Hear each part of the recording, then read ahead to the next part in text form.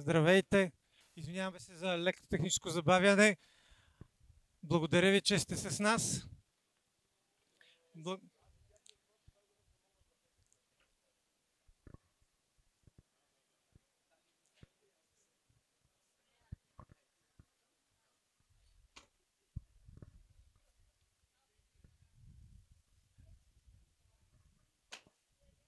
Благодаря на гостите, както и на нашите говорители, че ни изчакаха. За мен е удоволствие да стартирам първата сесия от тази годишния фестивал Демократична мозайка, която започва с дискусия на тема гражданското в България презареждане. Водещ на тази дискусия ще бъде доцент Борис Попиванов. Заповядайте. Здравейте от мен. Много благодаря на всички, че са отговаряли на тази дискусия, най-вече на панелистите, които почетоха с нашето присъствие. Те не се нуждаят от представяне, но все пак, както се казва за протокола да ги представя, господин Росен Плевнелиев, президент на Република България 2012-2017. Госпожа Зорница Русинова, председател на Икономически и социален съвет на Република България. Госпожа Надя Шабани, директор на Българския център за нестопанско право. Господин Мирослав Цеков, председател на форум Гражданско участие. И господин Константин Павлов, кмет на район Лозенец, Столична община. Аз се казвам Борис Попиванов и ще ми бъде особено удоволствие в рамките на следващия час и половина да модерирам тази дискусия, в която ще се надяваме да постигнем смисъла на фестивала, на метафората, заложена в неговото заглавие, демократична мозайка, защото мозайката е много подходяща метафора за това, което струва ми се всички се опитваме да постигнем. Да запазим цялостния вид, яснотата на всяко парченце, на всяка частица от тази мозайка, но заедно с това те всички заедно да образуват нещо повече, нещо много по-силно, нещо много по-стабилно. И затова без повече предварителни думи, които биха били излишни, бих искал да дам думата на господин Росен Плевнелиев. Господин президент, заповядайте.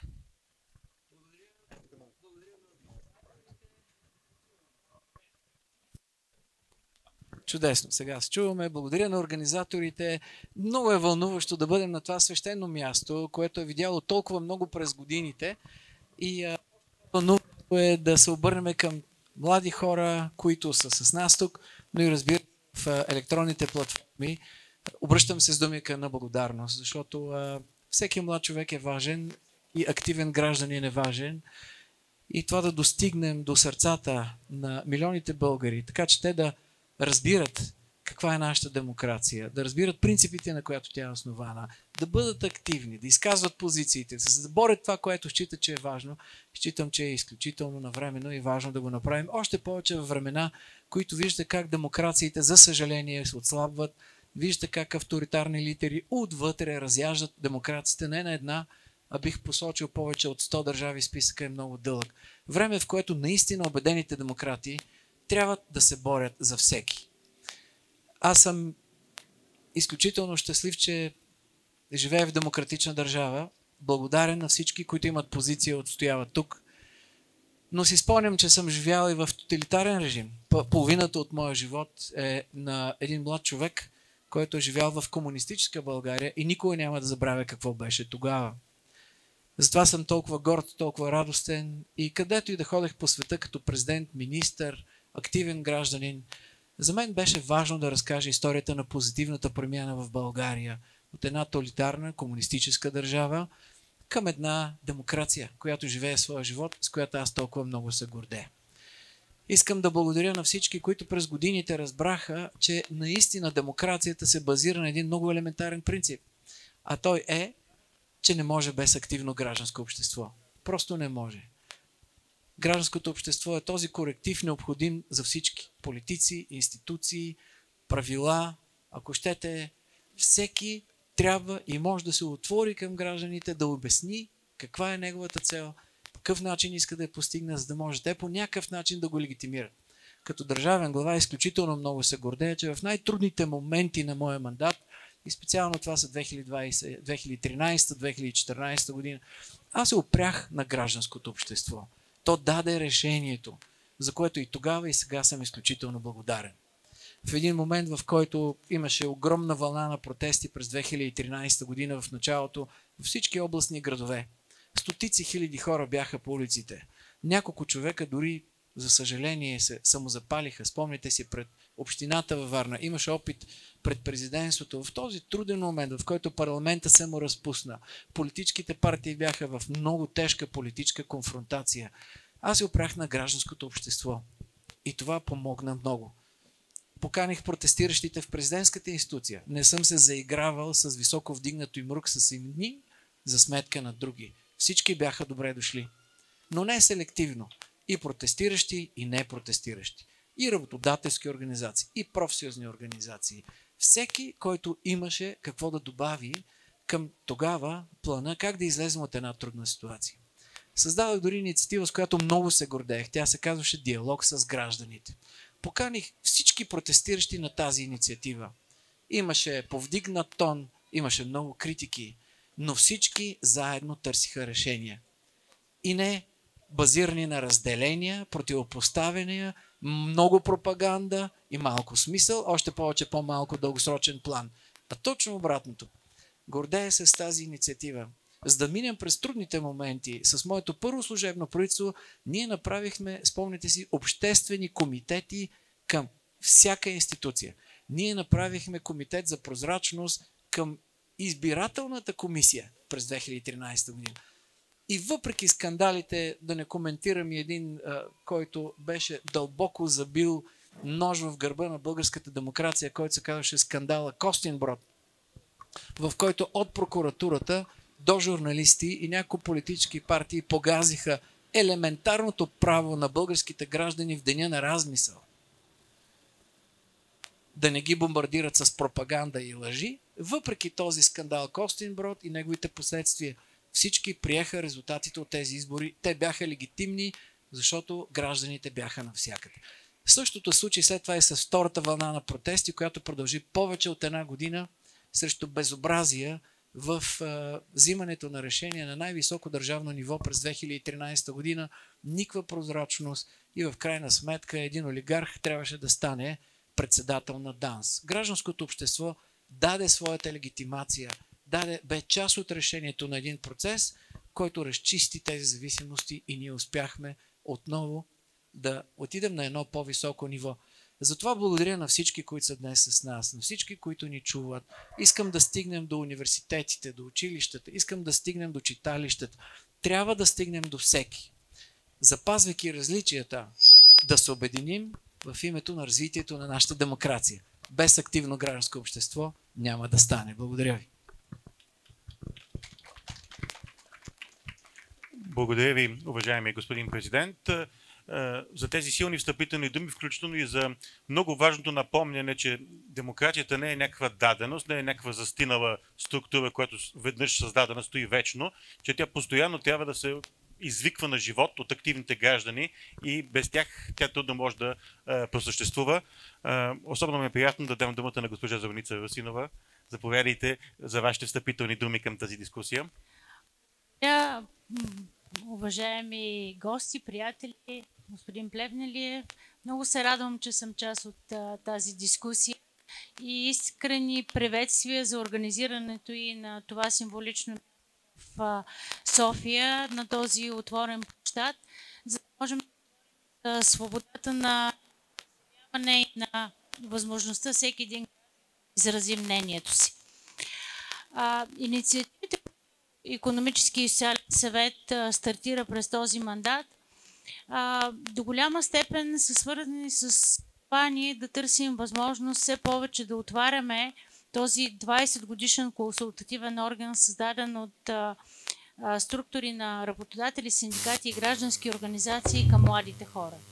Една от важните стъпки, които приехме с редица университети в България, да сключим споразумение с Националния младежки форум, да сключим споразумение.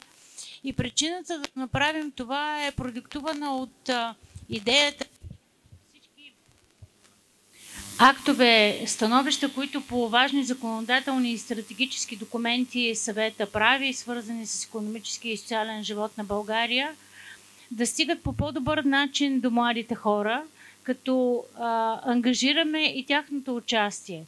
Защо е важно това за нас? Защото през представителството в ежедневието си, в това дали един човек има бизнес и е работодател, дали е работник и е член на синдикално сдружение или работи за най-различни каузи в неправителствена организация, през активно участие и даване на становища по важни законодателни или стратегически инициативи, също може да изрази своята воля.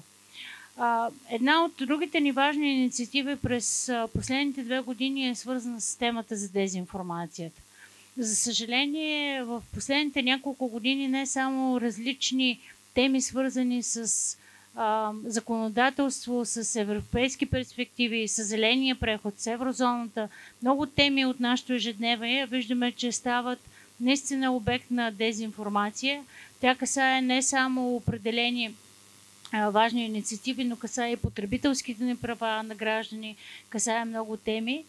И в крайна сметка всички тези неща са свързани с един от основните принципи на демокрацията, които аз поне вярвам, че би трябвало още в ранна детска училищна възраст да бъдат възпитавани и да търсим възможност вие като млади хора от тук нататък да сте наистина посланниците на това да има по-добро гражданско образование, не само в университетите, но и сред средното образование, началното образование, така че всички ние, възприемайки доскоро мира и демокрацията за даденост, да положим усилия и да отстояваме тези демократични ценности.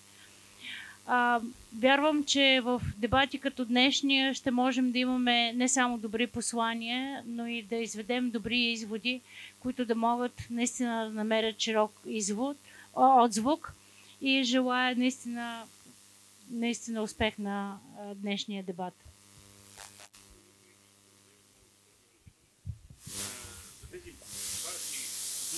Особено в светлината на образованието, без което трудно бихме могли да мислим развитието и на гражданско общество, и на демокрация, и усвояването на определени ценности, без което нито едно от тези неща не би било възможно реално, както и за представянето всъщност на теми и каузи, които граждански организации, една конкретна гражданска организация се занимава. И сега бих искал да дам думата за встъпителното слово на госпожа Неда Шабани. Заповядайте и вие за встъпление към дискусията ни. Да. Първо да разкажа какво се занимаваме. Български център за стопанско право вече 23 години помагаме хората да се сдружават и да са активни в законодателната среда.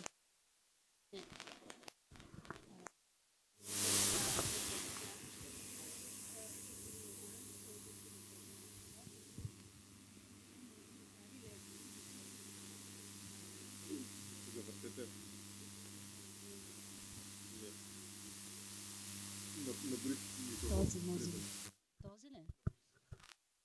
Добре. Извиняваме се за техническите предизвикателства. Ние вярваме, че гражданските организации могат от една страна да са коректив на държавата, но също така и да са инструмент за диалог, за да можем да развиваме нашето общество. И мога да съобщя една добра новина. Преди 2 седмици беше представено последното изследване, което измерва нагласите на хората към гражданските организации. Може да отчетем, че доверието към гражданските организации последните 6-7 години се покачва. Дори вече то отдавна е надминало доверието към представителите на политическите партии, но за първи път достигнахме ниво, което се изравнява с правителството, което традиционно има доста висок процент на доверие. Тоест хората в България стават все по-активни и все повече, буквално казано, им е важно да правят с други свои съграждани, да работят по теми, които ги вълнуват и тези теми да са с идеална цел, да развиват някакъв елемент от общността, в която живеят, града, в който живеят, да правят неща, които са значими в крайна сметка за всички ни. Въпросът обаче дали това е достатъчно бързо и достатъчно мащабно. Защото другата част от това изследване всъщност показва, че все още някъде около 45% от хората не са срещнали нито веднъж в живота си гражданска организация. И тук има много проблеми, както от училищната среда, където на нас не ни се предлагат условия да практикуваме гражданското образование, да доброволстваме, да се интегрираме в дарителски кампании, в нашата работна среда, в университетите. Твърде късно в живота си, ако въобще срещнем гражданска организация, ние можем на практика да разберем ролята и значението. И според мен това е голямото предизвикателство, защото ние вярваме в това, че гражданските организации, освен че са основен защитник на правата и интересите на хората, но са и важен фактор за развитие на едно проспериращо общество, което е базирано на демократични ценности.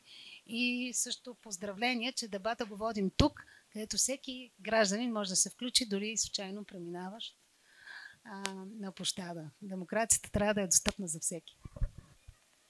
Благодаря ви. Благодаря ви. Наистина, това е изключително ценно и изключително силно. И трябва винаги да го имаме предвид, че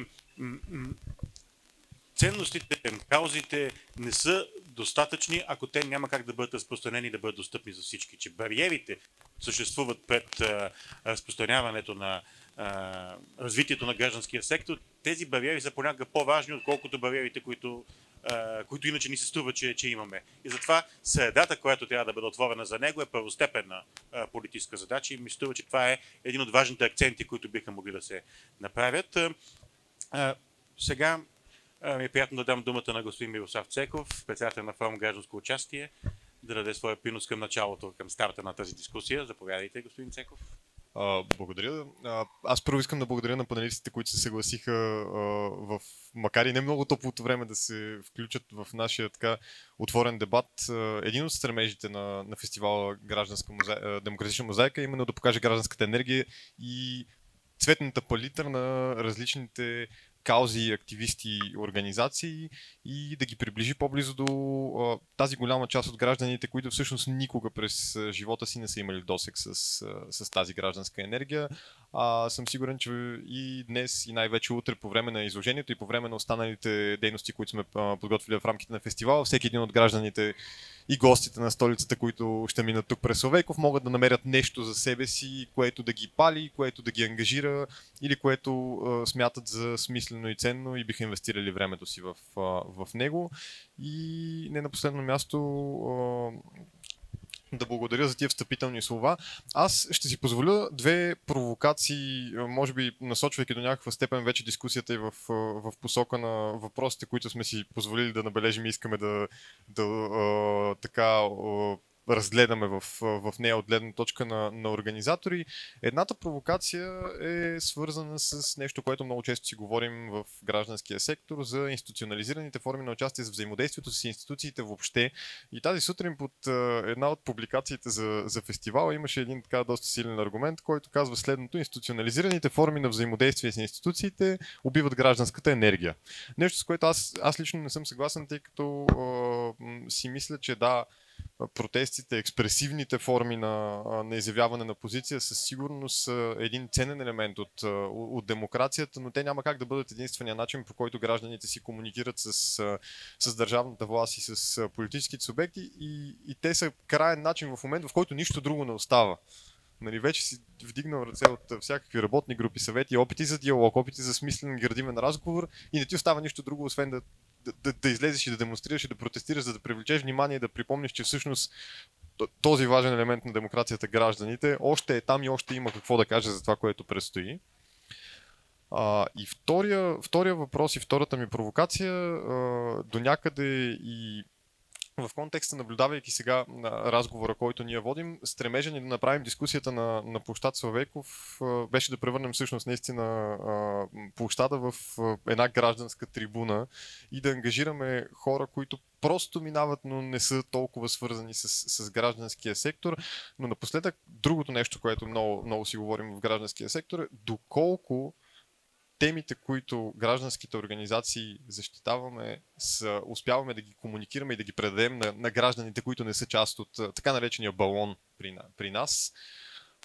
И всъщност колко и как се връщаме обратно при гражданите, които не са толкова ангажирани ежедневно. Има ли връзка то и връщайки се обратно на предходния въпрос, с тези институционализирани форми на участие? Факта, че особено организациите, които работим повече в сферата на застъпничеството, сме свикнали да работим много с институции, министерства, Народното събрание, политически партии, но пък понякога, не понякога, в ядрото си всъщност работата с граждани на терен е най-ценното нещо, което отличава гражданските каузи, и всъщност се радвам, че пък утре повече от 40 организации ще имат възможност да покажат своята работа, която правят на терен с различни групи, обществени, младежи, хора в нужда, включително животни, екология, много различни теми ще изпъстрят площад Славейков. Така че с тези две провокации си позволявам аз да приключа моите встъпителни думи и се надявам да намерим отговор на тях в следващите минути. Най-малкото понякога правилно поставените въпроси са по-ценни от бързо, ефтино и повърхностно намерените отговори. Така че това е един от задачите на всяка такава дискусия. Благодаря на господин Цеков за тези акценти, към които ще трябва да се връщаме постоянно, за институционализацията на гражданското участие. Не само доколко е смислена, което поне за мен е също очевидно, но по какъв начин успява да даде и ефективност и да запази заедно с това каузата на всяко участие.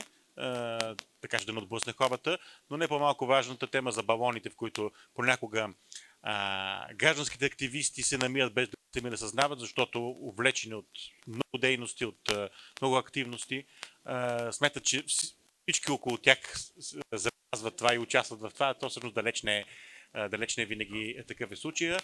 Сега, като заключителни питални думи, бих искал да дам на господин Константин Павлов с уточняващия въпрос. Господин Павлов, как се чувствате на територията на район Средец?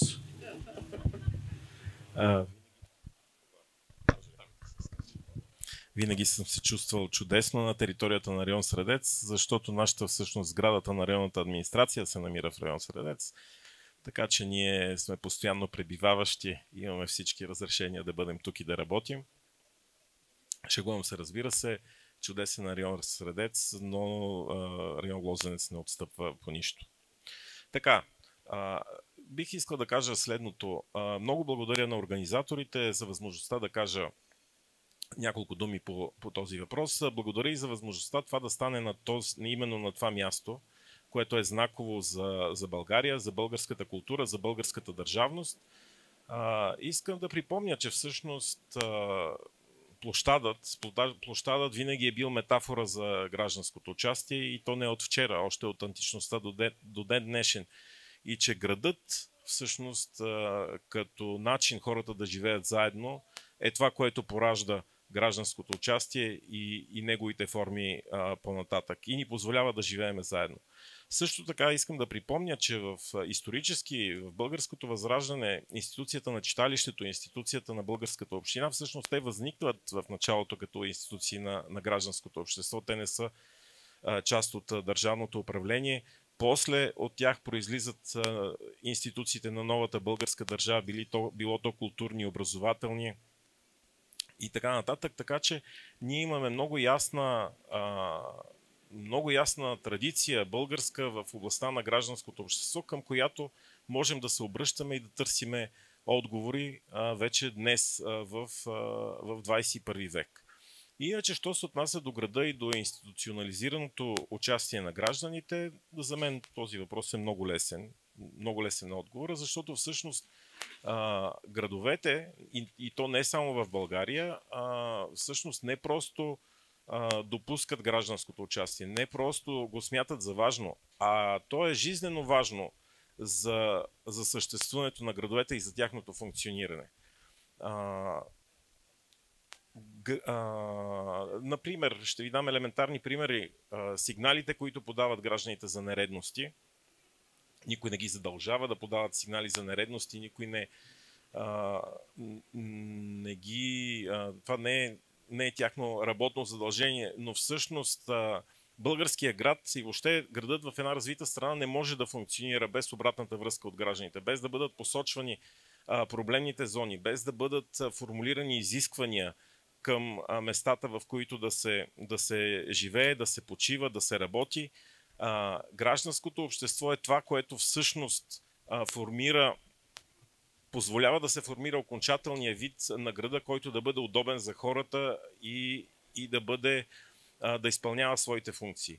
Защото ако сравним един тоталитарен град, президента Плевнелиев говореше за нелекото наследство на тоталитаризма, и сравним един град в демокрация, веднага се вижда, че тоталитарният град той не е създаден да служи на гражданите му.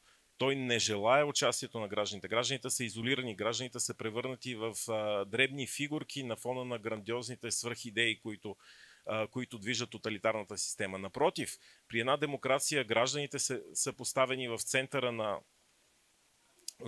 на градския живот и не просто те трябва да участват, те просто наистина са задължени по силата на гражданския си дълг да участват, така че да се получат нещата по-добре. Често се случва, българите пътуват в по-развити държави, харесва им как са устроени градовете, какви са удобствата, социалните услуги, транспорта, благоустройството.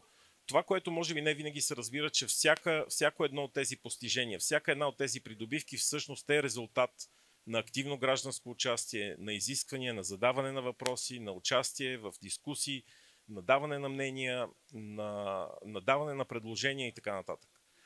Така че не просто институционалното участие по някакъв начин вреди, напротив, то е вградено в тъканта на съвременната модерна демокрация и то е нещо, което ние трябва да поощряваме и да разясняваме във всеки един момент на гражданите важността на тяхната роля и да я насърчаваме. Както, примерно, още от училището да обясняваме как работи обществото, какво всеки един член на обществото би могъл да направи и да насърчаваме тези пориви, които още младите хора, още в училището имат желание да участват и да постигат неща. Това е. Благодаря. Благодаря на господин Павлов.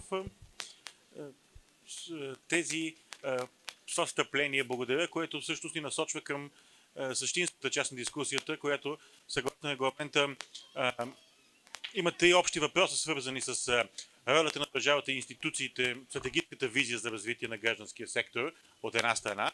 На второ място предизвикателствата, възможностите, пирачките най-вече, които съществуват пред гражданските организации на национално и местно равнище.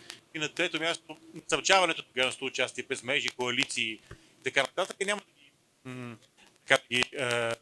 тези въпроси не мисля, че има смисъл един по участник да ги даваме, но по-скоро в някакъв обобщителен режим да подходим към тях, да може, разбира се, да стигнем и до въпроси и коментари от аудиторията на тази наша агора, както изразил господин Павлов. Но този въпрос за отношението на държавата към гражданското общество и към гражданския сектор, той е стратегически, той е политически въпрос в много по-дългосрочния хоризонт от конюнктурната всекидневната политика. И затова, господин президент, ако искате вие да споделите своето мнение, какво държавата прави за гражданското общество, България говоря, какво трябва да прави, какво не прави и какво не бива да прави. Може би, извинявайте, твърде много сте натрупаха, но става дума в крайна сметка за отношение между две много важни сфери. С удоволствие приемам думата и приемам и предизвикателството. Да. Изчакайте.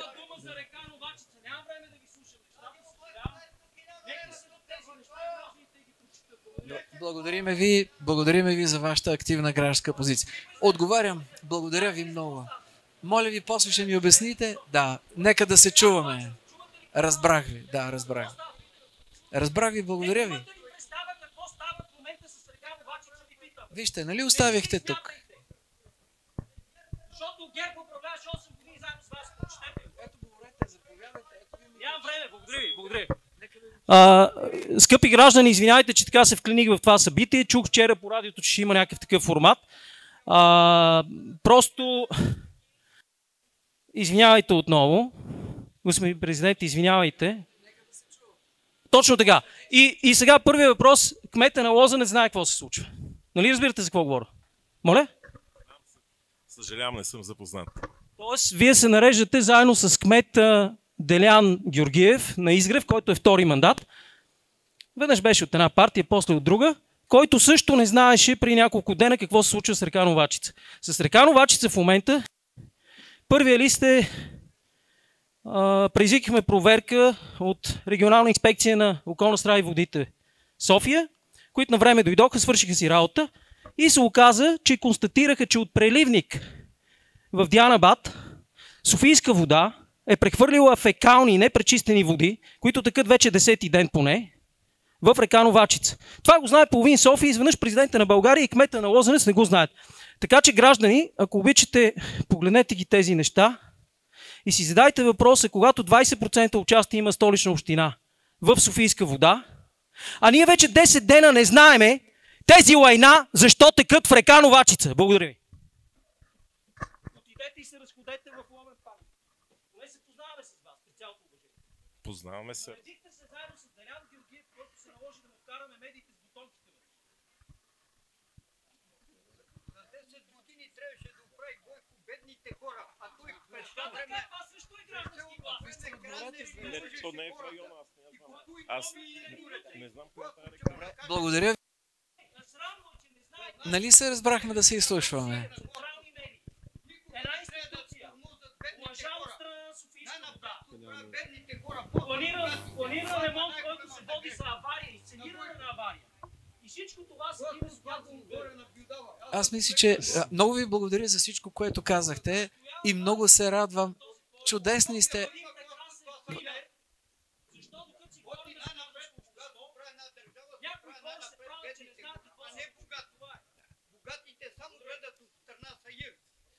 Изключително ви благодаря. Местният парламент се получи.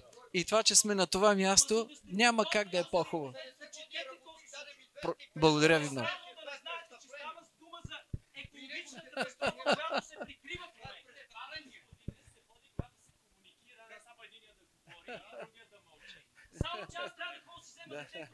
Радвам се да ви благодаря ви много. Много ви благодаря. Страхотно се получава активно гражданско общество. Сега искам... Да. Добре, разбрахме се. Вижте, ето ви вашите два въпроса. Те намериха своя отговор. Аз мисля, че те намериха своя отговор. Да. Благодаря ви. Чудесно. Така или иначе, въпроса на младите хора и това, което вие попитахте, беше много елементарен. Може ли отвъд институциите да се постигне какъвто и да било прогрес?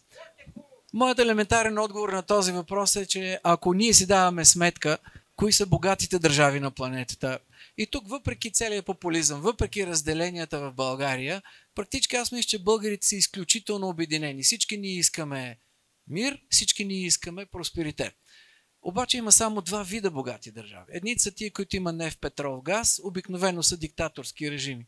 И другите, които имат институции. Държавите, които имат институции, са устойчиво богати. Там отиват стратегическите инвестиции. И ако ние искаме българите да забогатеем, да се развиваме, няма друг начин. Просто няма. Трябва да имаме институции. Гражданите, бизнеса трябва да знаят, че единственият начин техните идеи да се реализират, каквито и да са те, е през институциите. Когато един политик излезе и каже, истинският парламент не е тук на площада, ние се връщаме преди 100 години във времето на вся власт съвета. Когато един политик говори от името на гражданите, но игнорира институциите като такива, той не помага на гражданите да решават своите проблеми. Също се отнася, разбира се, и по темата с мира. Защото днес страшно много хора се вживяват в ролята на миротворци. Но аз ви питам по най-елементарен начин. Възможен ли е мир, ако една държава просто реши да атакува своите съседи, да ги дестабилизира? Само защото е по-силна, и може би въоръжена с ядрени бомби. Не е възможен. И затова идеите на господина, благодаря ви, вие казвате нещо много важно. Вашите идеи, ние ще ви чуем, но единственият начин нещо да се промени е през институциите. Друг начин няма. Затова ви благодаря. Благодаря ви. И има начин, по който нещата да се решават. Обръщам се към младите хора, защото въпросът беше и към от тази гледна точка. Трябва да знаем, че демокрацията се базира на институции, правила. Трябва да направим така, че тези правила важат за всички. Трябва да направим така, че младите хора да вярват, че институциите и правилата са обърнати и към тях. Когато имаме млади хора, които не гласуват, когато има млади хора, които седят по-скоро по ресторантите, по кръчмите и казват, не искаме да се активираме с политика. Когато има толкова много млади хора, които някакси се затворили в социалните мрежи, удобните приятелства там, ние губим самото сърце на нашата демокрация, която и да завещаем на младите хора. И затова още веднъж благодаря на всички, които са тук, защото именно в тази открита дискусия ние разбираме, че мнението на всеки е важно. Но то, за да се реализира, за да има резултати от идеите на гражданите, на бизнеса, трябва съответно да бъде обърнато в правила и институции, които гарантират, че тези правила се спазват. Благодаря ви. Благодаря ви, господин президент. Това е централният въпрос, начинът по който институциите отговарят на обществения интерес, защото този обществен интерес в крайна сметка е много труден за ясно дефиниране и който в крайна сметка е съставен от страшно много усещане на хората за справедливост, за несправедливост, за конкретни казуси, конкретни проблеми, които трябва да намерят място в обща мозайка и да бъдат канализирани в правила. Понеже ако има изобщо някакъв смисъл от съществуването на публични институции, общински, държавни и прочее, това е да могат в рамките на правила да канализират решенията на съществуващи проблеми, така че не всеки от тях да се решава хаотично, произволно и без какъвто и да било порядък. Но как да се стигне в крайна сметка до тези институции? Един въпрос, който прозвуча и току-що включително и който съм сигурен, че мнозина си го задават. Бих искал да ви питам, госпожо Шабани, според вас, какво спира развитието на гражданството в България, ако има нещо такова? Какви са ограниченията? Има ли спирачки? Къде ги виждате вие пред такъв тип, пред някакъв по-намерен тип развитие? Вие в своето встъпление споменахте за това, че даже изследванията сочат постепенно ръст на доверието в гражданския сектор, но със сигурност едва ли някой смята, че резултатите са така, могат да бъдат видени цяло в розово, че проблемите са решени и че гражданския сектор е взел онова място, което му се полага. Благодаря ви за въпроса. Аз също бих искала да взема повод от дискусията, която преди малко се случи. Формите на гражданско участие трябва да са много различни и достъпни. Ние не можем да противопоставяме, например, това да подаде жалба на ефективността на съвети. Всичко трябва да работи добре и да е достъпно.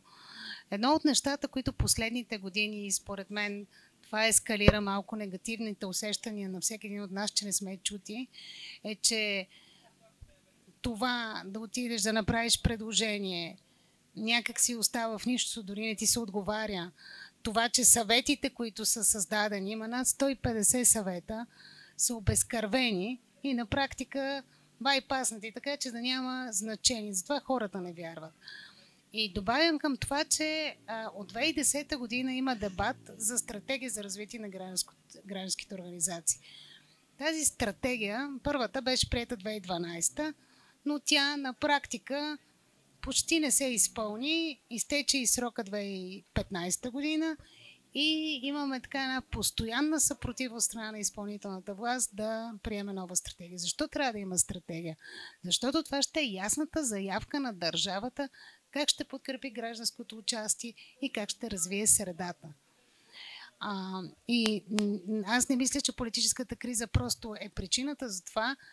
Има така една съпротива от това да се отворят институциите, те ще бъдат стабилни и устойчиви, без да бъдат повлияни от политическите актьори, тогава, когато те наистина имат различни механизми, които са реални ефекти за това граждани да дават мнение, да се отговаря, да се вземат, да има решения, които се предлагат да са на един наистина пълноценен процес на гражданско участие.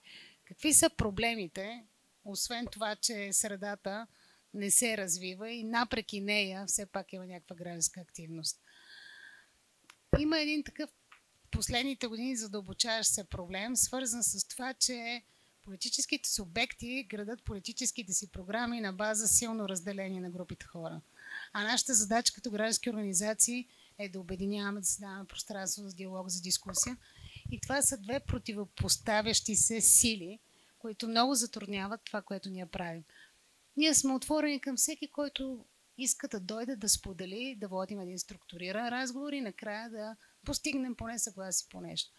Така че тези различни подходи към това как поставиш обществените задачи са голямо предизвикателство пред гражданското образование. Гражданското общество. Втората голяма тема е гражданското образование.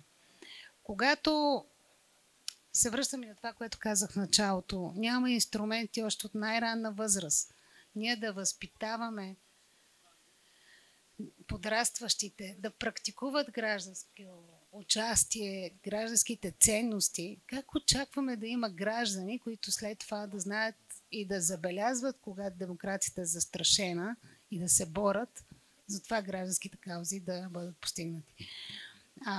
Това е огромна задача, но както виждаме, се случва обратния процес. Последните години сме свидетели на законодателни промени, които ограничават младите хора в това да участват. Закона за доброволчеството. Доброволчеството е един много изконен начин, по който хората участват в общественото развитие. Ние сме свидетели вече на 15-тия законопроект. От 20 години. Аз като почнах кариерата си в гражданска организация, първият ми анализ беше по тази тема преди повече от 20 години. Ние не можем да приемем закон, който да насърчи доброволческото движение, въпреки че сме свидетели как уж всички политически партии го подкрепят и винаги в криза българските доброволци са тези, които са на първа линия.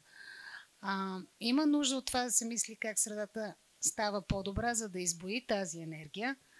Има си съпротива целенасочена към това да се дава повече власт на гражданите и това е първостепенна задача ние да направим плана по-ефективен, за да имаме по-добри резултати. Да, доверието се качва, но аз също казах, все пак остават един голям процент хора, които не са чували, не са виждали граждански организации и именно за тяхното внимание и въвличане ние трябва да се борим. Благодаря много. Тези изключително важни напомнения, без които трудно бихме могли да си представим в крайна сметка реалните проблеми, пред които е изправен този гражданския сектор в България и пътища, които има пред другите и възможностите, които би могъл да има с цената на законодателни решения, с цената на съдействие от страна на институциите, с цената в крайна сметка на стъпки, които са известни.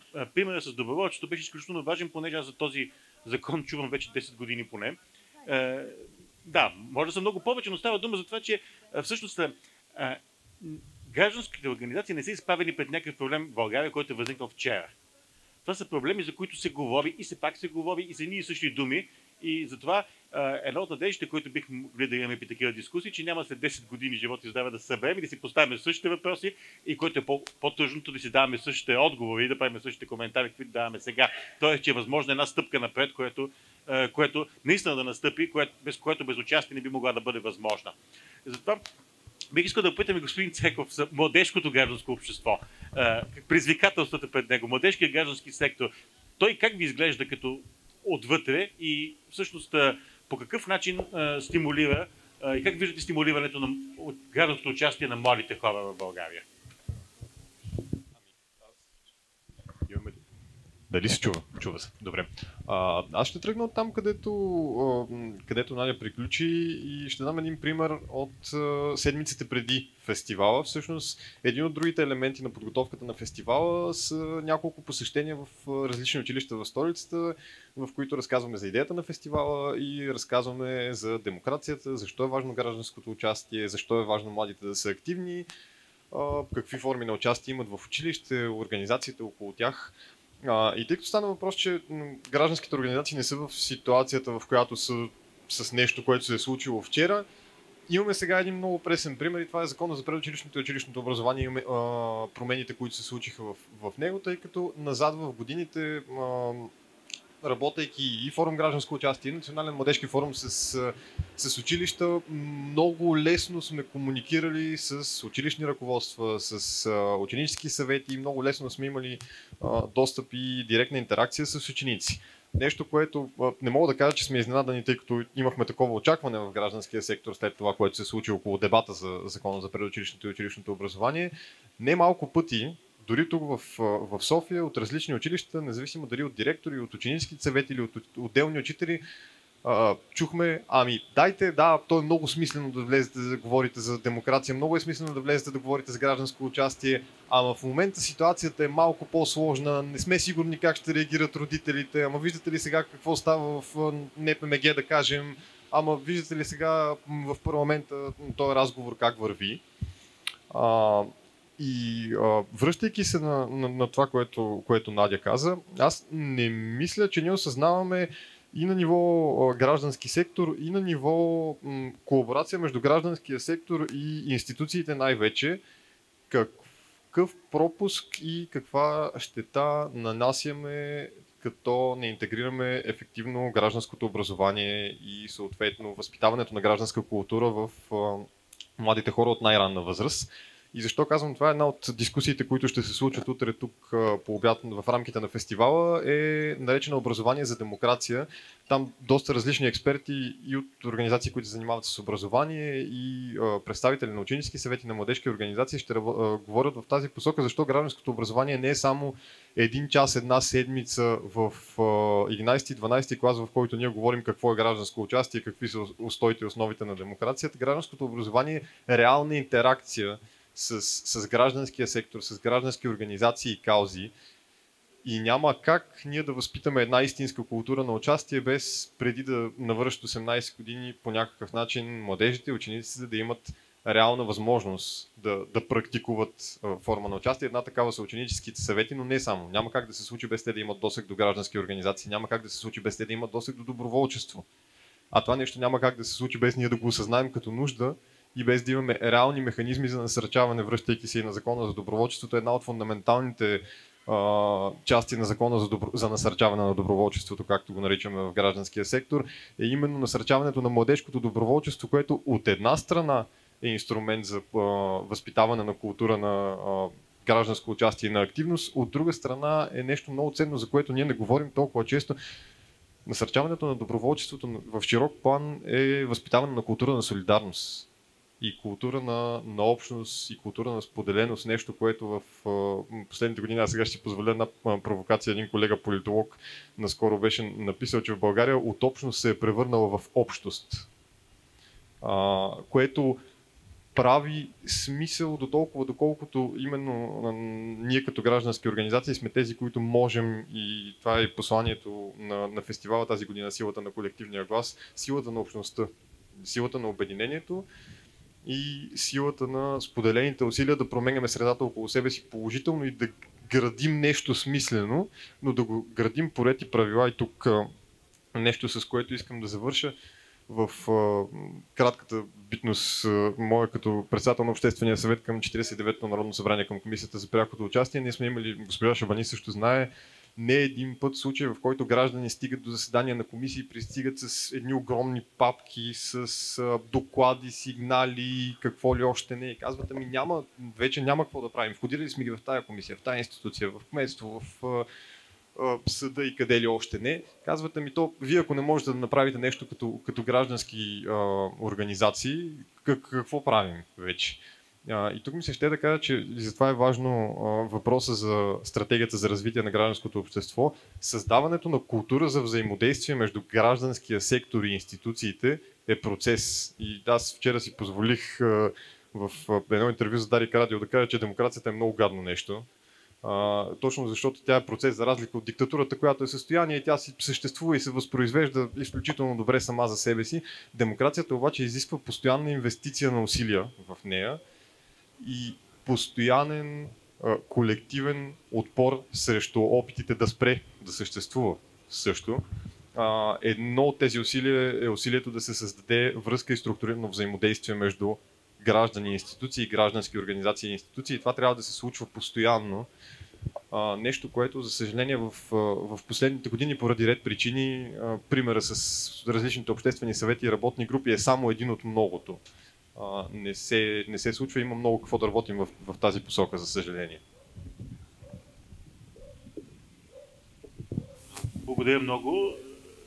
Господин Цеков, изимайки така повод от това, което вие казвате, да питам господин Павлов, каква е силата на местната общност? В гледна точка на наистина на вашите наблюдения върху не само в конкретен район, но по принцип върху местните общности и начина, по който те биха могли да имат своя глас и по някакъв начин да насочват проблемите към техните решения. Да, много благодаря за възможността да отговоря на този въпрос и да го свържа с предишния въпрос. Защото наистина тук госпожа Шабани каза, че авторитета на гражданските организации расте, макар и бавно. Очевидно те са по-силни, малко повече хора участват. Може би този процес не се развива с бързината, с която ние искаме, но този процес съществува. И във връзка точно с тази нараснала сила, активност и влияние на гражданските организации, ние забелязваме обратното движение, т.е. доста често от недобронамерени хора, от хора, които може би не биха искали да живеем ние в демокрация, гражданските организации биват посочвани като част от проблема, като врага, с който трябва да се борим, като хората, които унищожават, примерно, традиционните ценности или някакви достояния национални. Разбира се, ние трябва да подпомагаме гражданските организации, да обясняваме за тяхната положителна роля. Тук се спомена примера с Националната природо-математическа гимназия. Аз се чувствам голям късметлия, че съм кмет именно на територията, където се намира гимназията. И в тези събития напоследък забелязвам наистина блестящи примери на гражданска активност и на гражданско участие, както от страна на учениците, така от страна на учителите, и наистина се радвам, че виждам как пред очите ми израстват новите млади граждани на България, които ще поемат един ден щафетата на гражданското общество. Друг въпрос, който бих искал да кажа, пак свързан с институционализацията и развитието на гражданското общество. Всъщност формите на участие изпреварват формите на институционализация. Защото примерно на територията на Лозенец има няколко фейсбук групи, квартални, които са се самоорганизирали. Там членуват хора, които са свързани по някакъв начин с съответните квартали. И те не чакат да си организират организации, да се институционализират. Общуването е директно през тези групи, задават се въпроси, администрацията обяснява, аз си обяснявам какво се случва. Самоорганизират се за различни доброволчески акции и в един момент съм сигурен, че те ще озреят за това и да се институционализират и да създадат тези местни, вече институционални местни общности. Така че се намираме в много вълнуващ момент на човешката и на българската история, в който тези нови технологии, които в момента завладяват света, постепенно ще трансформират всичко, включително гражданския сектор, включително формите на участие. И част от тази трансформация е цялото българско общество, което първо пред него стои задачата на все още незавършената модернизация, но и задачата за влизането в новия 21 век и, както президента Плевнелиев спомена, и огромните предизвикателства, които са свързани с нашето присъствие в тази част на света, в тези размирни региони. Тези предизвикателства, които ние не само трябва да посрещнем, но и да се справим с тях. Аз съм оптимист да завърша и за гражданското общество, и за страната, и за целия български народ. Благодаря на господин Павлов и за оптимизма му. Сега, понеже времето ни и за съжаление изтича и нашата дискусия постепенно върви към своя край, да питам дали някой от гостите на нашата дискусия, от нашата публика, дали би искал да зададе въпрос или да изкаже някакво мнение. Междувременно, може би буквално с едно, две или три изречения, ако сте съгласни всички така в заключение, да ми отговорите на следния въпрос. Какво бихте казали на някой, който дойде при вас и каже всичките тези неща за гражданско участие, за активно гражданско общество Те са красиви, но приказки, кухи фрази, алабализми, зад които всъщност всички знаем, че се крият предварително взети решения, зад колисие, че няма такова нещо и няма никакъв смисъл това и това е само за фасада. Какво бихте казали на човек, който дойде пред вас, господин президент, и ви каже това, че всичко това е безсмислено и че всичко отдавна се решава някъде другаде и че това гражданите никога нямат значение и няма да имат? Здравейте, аз на този въпрос бих дал само личен пример. Аз съм се срещал с всички световни лидери. И в момента, в който хората казват, тук има един план, има едни за тях, които вдърпат конците, мога да ви кажа, че със сигурност никой няма план. И това е нашия проблем. План няма. Вървим към страшен хаос. Второто, което мога да ви кажа, по целия свят, където и да хода, аз посещавам поне 40 държави на годината, всички казват, там има една трилатерална комисия. Едни билдерберги. Те дърпат конците на планетата. Може каквото искате да си обясняват, но те са тези. И аз си казвам, аз съм член на тази трилатерална комисия и да ви кажа тотален хаос. Така че план няма, но да кажа по-важно, заключителни думи. Ако искаме да успеем, независимо дали става въпрос за индивида, за обикновения човек, дали става въпрос за нас като общество или като държава, има един единствен начин. И този начин е да имаме правилния план и да имаме правилния подход.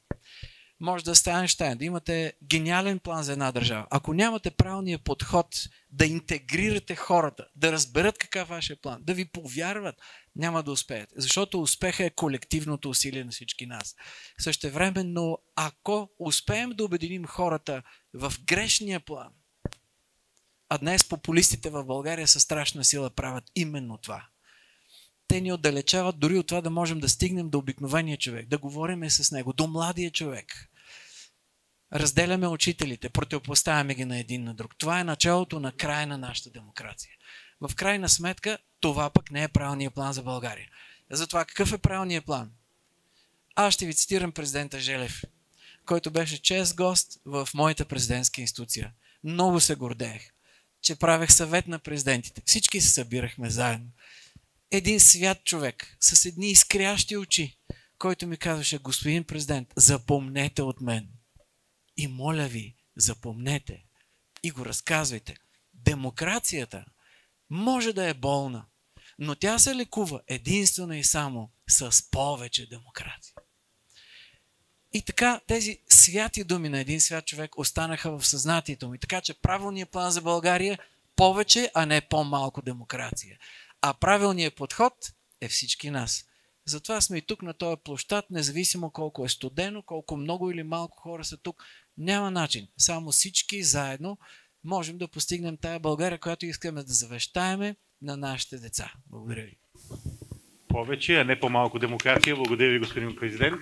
Госпожа Шабани, вашите заключителни думи. Да, аз бих почнала от въпроса, който зададахте. Какво бих казала на човек, който дойде и ми каже, няма никакъв смисъл, има задкулисие, гражданското участие, не работи в България. Бих казала, че това е пропаганда и тя е съвсем умишлена, за да ни обезвери, обезкуражи от това, че от нас зависи нещо.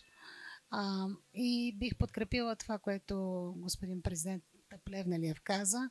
От нас си зависи коя версия ще имаме дали ние ще се преборим заедно държавата да не е демократична, което означава всеки един от нас да има значение и да го вярваме това нещо, или ние ще се оставим на негативен задкулисен сценарий, който ще ни обезвери и ние ще се държиме като хора, които даже не като хора и субекти, а като обекти, които непрекъснато са лашкани в хаоса и в задънените улици. Всичко показва, че живеем по-добре.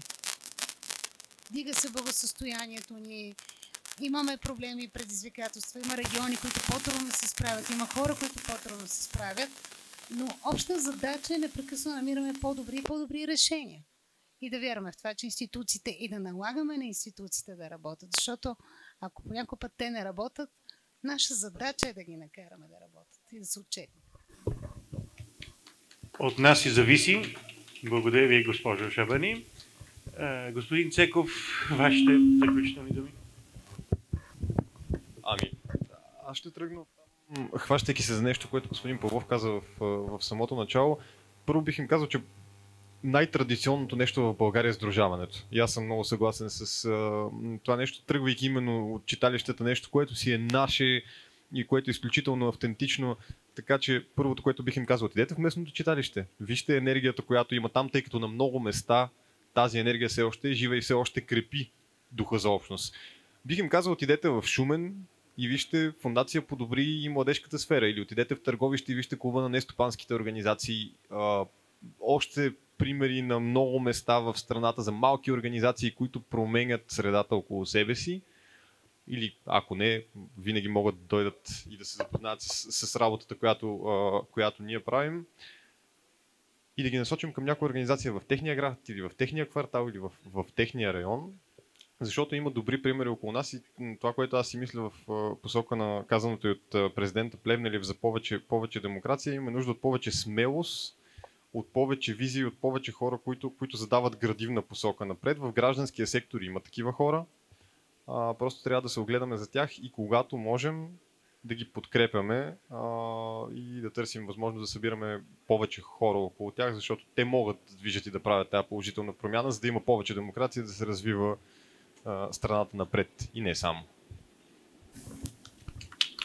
Повече смелост. Благодаря ви, господин Цеков. Господин Павлов, вие в заключение. Благодаря. Аз ще опитам да бъда бърз.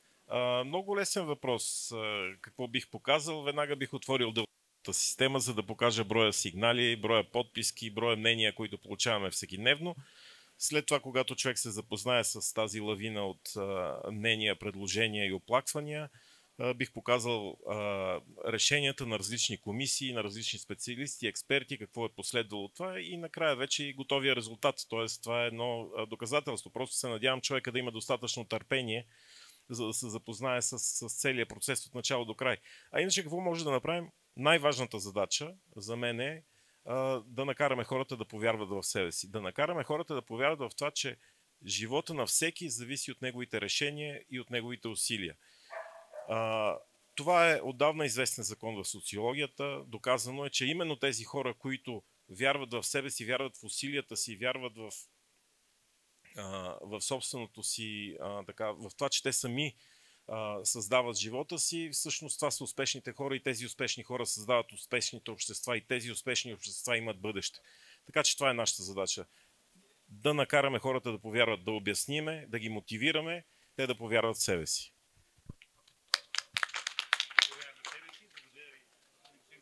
Благодаря на панелистите днес, на господин президента Плевнелиев, на госпожа Зорница Васинова, на госпожа Надя Шабани, на господин Мирослав Цеков и на господин Константин Павлов, на публиката, която в този хладен октомврийски следобед беше с нас и издържа героично в цялото това време и на всички други, които ни гледат, на всички тези, които те първа ще ни гледат и най-вече благодаря на онези, които са хванали нещо, чули са нещо, което е важно за себе си от тази дискусия, понеже това е един постоянен процес и се надявам ние да сме само една частица, една малка част от това, което би трябвало в крайна сметка да накара хората да повярват в себе си, за да вършим с тези думи. Благодаря още веднъж на всички и хубаво. Благодаря на доцент Поп Иванов за това добро водене. Благодаря на нашите говорители, които въпреки студа устояха и ни запознаха своите мисли. Благодаря ви за това, че се превърнахте в един жив елемент от демократичната мозайка и бих желал да ви подарим по